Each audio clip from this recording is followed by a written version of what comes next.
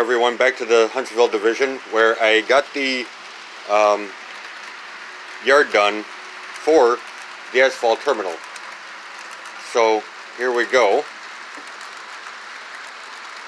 So here is the yard lead for the yard. I really shortened it up quite a bit, except I did not take into account that the turnout was supposed to go right there. But it does work. So here is where the spine is. That's where the this piece here was supposed to be right there. But I messed up and put it here instead. But when I glue the track down, I'm not gluing this down or the turnout. And that little piece right there, right dead center, right on the spine, that's there so that way I can take the tables apart if I ever decide to move. But here is an overview of the track work that I have accomplished. Got the runaround track finally done. I got that done about 5 minutes ago before I shot this video. So here is an overview of the entire track work that I just got completed.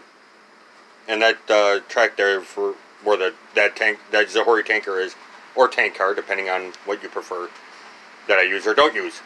Yeah, with that piece of track, that is not permanent. That's just sitting there, and it's not for anything right now.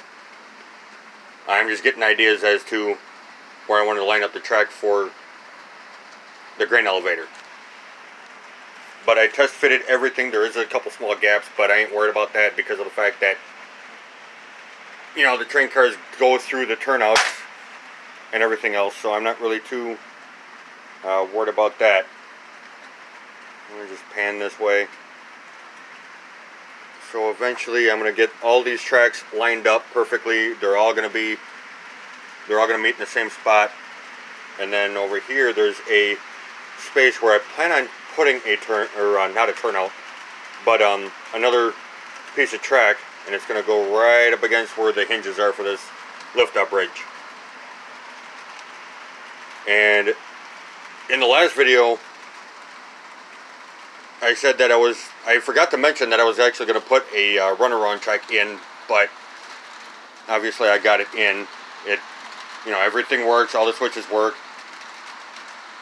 and everything is pretty much uniform as far as functionality go.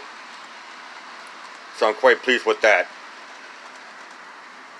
So, and eventually I'll be having lights on the structures and everything. A lot of the structures are going to have lights installed, and then eventually I'll get everything set up for nighttime operations. But right now I'm not too worried about it. I just want to get this done, and then probably in the near future I will be paving everything, ballasting everything, putting dirt, trees, and weeds in.